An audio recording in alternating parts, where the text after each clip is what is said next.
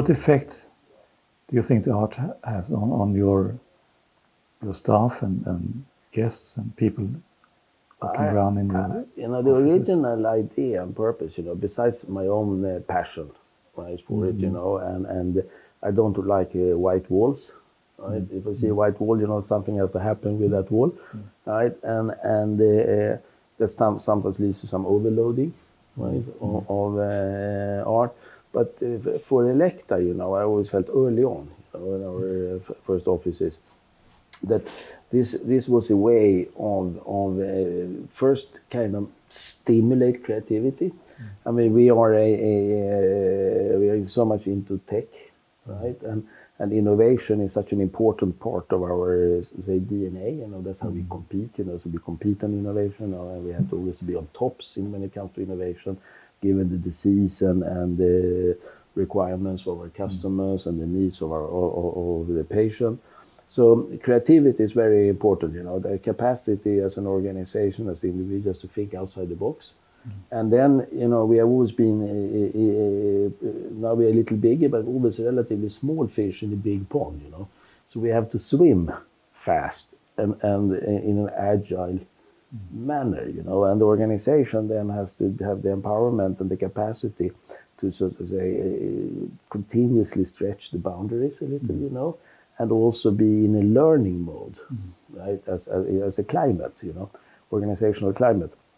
So then the art, I thought that's maybe a good thing. Maybe it is like a vitamin injection.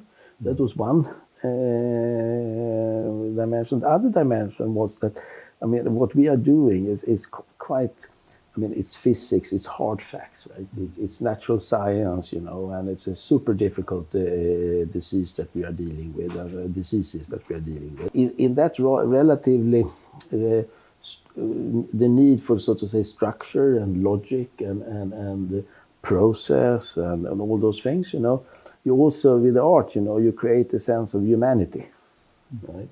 And so it's not only a question of creativity, it's a balancing between the technology and human values, So my hope originally, and I still hope that prevails, was that it should be stimulating, right, and lead to this curiosity and thinking and reflection and so forth, And secondly, that it also provides a more balanced view of the world we live in, and the task we have and which we are dealing with, and the challenges and the opportunities and all that, So it's a balancing from this rather technocratic dimension of our business into a more human, complementary human dimension.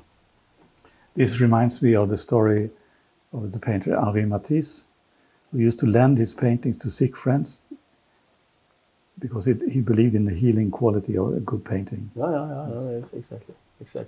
And it takes away, potentially anxiety. You can reflect about it, and stress in the workplace, right? Then I don't expect that everybody should just love it. Somebody thinks it's nice, other things get stimulated, other things it's they don't even see the pieces, But when you take away a piece of art, then it's noticed. Then they notice it, They ask Lotta, it's okay, where is that piece, Or sometimes, and you and I, when we did together this office, we decided not to have any art in the offices, in the private offices, right? But that, that has evaporated, So you see a lot of stuff going up in the walls if you here and there. It shows engagement, actually. Yeah. Thank you, Larry. It's my pleasure, Gunnar.